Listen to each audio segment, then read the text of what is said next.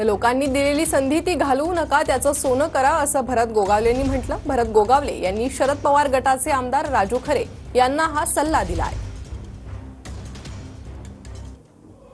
तुला जे काही लोकांनी संधी दिलेली आहे त्या संधीचं सोनं कर, परत लोक तुझा विचार करतील।